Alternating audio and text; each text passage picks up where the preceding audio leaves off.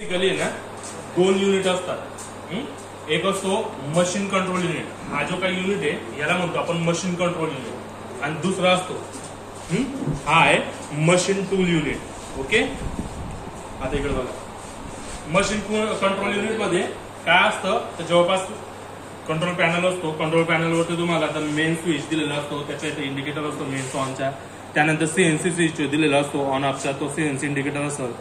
Feed over right दिलेलं असेल, इथून आपण फीडला ऍडजस्ट करू शकतो. स्पीड ओव्हर राईट असेल याला स्पीडला ऍडजस्ट करू शकतो. इमर्जन्सी स्टॉप, समजा यदा कदाचित काही तिकडे आपण ऑपरेशन करत असताना काही बरं वाईट झालं तर आपण अचानकली इथं मशीनला इथं इमर्जन्सी स्टॉप मध्ये दाबू शकतो. तसं इथं ते येतं लुब्रिकेशनसाठी इथं एक इंडिकेटर दिलेलं आहे. जसं आपण तिकडे लुब्रिकेशन ऑन करू तो लुब्रिकेशन इथून चालू होईल. कुलंटसाठी इथं एक इंडिकेटर दिलाय.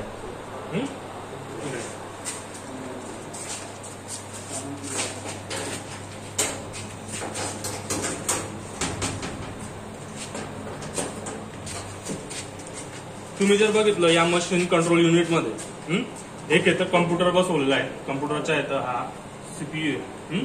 तिकडे डिस्प्ले होता आपण जो बघितला तो.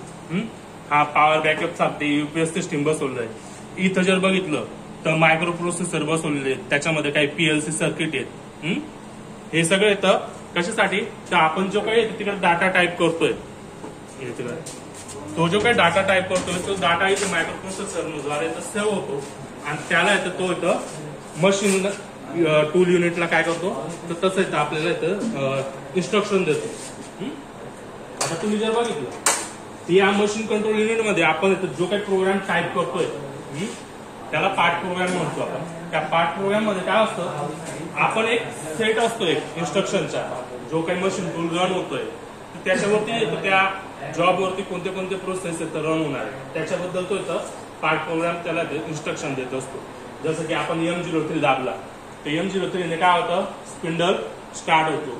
M05 दाबला तर त्याच्याने स्पिंडल काय होतो स्टॉप होतो. M08 दाबला तर कुलंट स्टार्ट होतो. हे असं काय आहे तर तो एक सेट असतो इन्स्ट्रक्शनचा.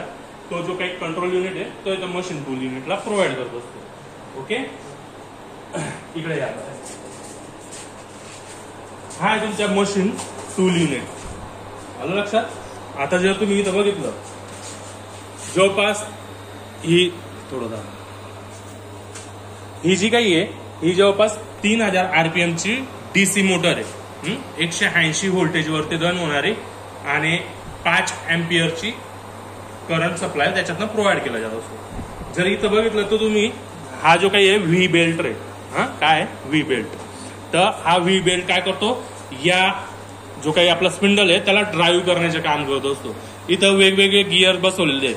हे गिअरचे काम काय तर जी काही स्पिंडलची स्पीड असेल त्याला ऍडजस्ट करण्यासाठी कमी जास्त करण्यासाठी.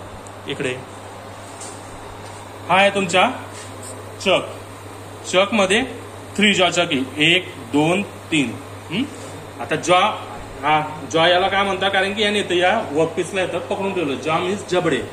जसं आपण एखादा येतं कुत्रा बघितलाय कुत्रा कसं एखादा वस्तूला येतं आपल्या तोंडात पकडतो जबड्यामध्ये पकडतो तसं याने येतं या वर्कपीसला येतं तिथं होल्ड करून ठेवलेलं आहे म्हणून याला म्हणतो आपण 3 जॉ चक. ओके, हा आहे तुमच्या ऑटोमॅटिक टूल टरेट. या ऑटोमॅटिक टूल टरेट वरती हा टूल मॅगझिन फिक्स करण्यात आलेली.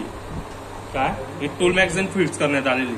या टूल मॅगझिन मध्ये तर 8 स्टेशन प्रोव्हाइड करण्यात आलेले आहेत. 8 स्टेशन म्हणजे याच्यात 8 टूल फिक्स करण्यात आलेले आहेत. तर त्याच्यात 4 टूल जे आहेत ते बाहेरचे जे काही फंक्शन असतील किंवा बाहेरचे जे काही ऑपरेशन असतील ते ऑपरेशन करण्यासाठी आहेत आणि जे काही 4 टूल आहेत ते इंटरनल प्रोसेस करण्यासाठी आहेत, इंटरनल ऑपरेशन करण्यासाठी आहेत. आलं लक्षात. याच्यात बघितलं तर ही जी काय दिसते ही स्टेपर मोटर आहे. बेल्ट ड्राईव्ह सिस्टीम मध्ये इथं बघा इथं जे खालून बघितलं तुम्ही ही तुमची स्टेपर मोटर आहे. त्या साईडला पण स्टेपर मोटर दिलेली. या स्टेपर मोटरचं काम काय ती हे जे काही ऍक्सिस आहे तुमचा हा एक्स ऍक्सिस आणि हा तुमचा झेड ऍक्सिस त्यांना इथं या टूल टरेटला त्याच्यावरती मुवमेंट देण्यासाठी ती प्रोव्हाइड करण्यात आलेली. ओके, हे जर बघितलं तुम्ही हा दिसतोय हा बटन हा लिमिट स्विचचा बटन आहे.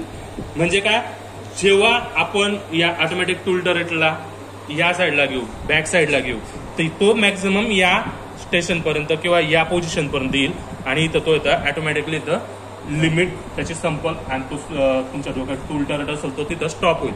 तसंच तुम्ही इथं जर बघितलं तर खालच्या साईडला पण तसं दिलेलं आहे.